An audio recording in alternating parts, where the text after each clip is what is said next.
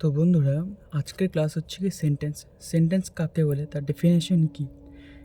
A group of words with a complete meaning and the words should follow a definite arrangement. মানে বলছে কিছু শব্দের group যাদের একটা নির্দিষ্ট একটা কমপ্লিট অর্থ রয়েছে এবং তাদের একটা অ্যারেঞ্জমেন্ট রয়েছে।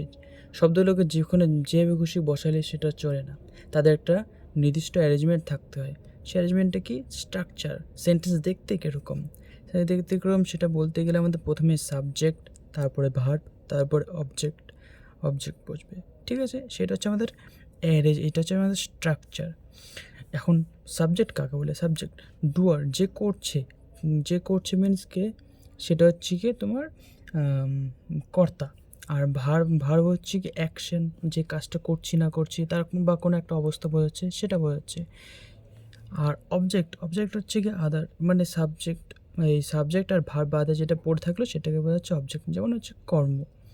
যেমন একটা উদাহরণ দেওয়া হয়েছে, স্যাম ইজ গেটিং রেডি, যেখানে স্যাম হচ্ছে কি আমার অবজেক্ট, আর ইজ গেটিং রেডি এটা হচ্ছে আমার গোটাটা হচ্ছে কি আমার ভার্ব, আর রেডি যেটা পড়ে থাকলো সেটা আমার অবজেক্ট। Thank you.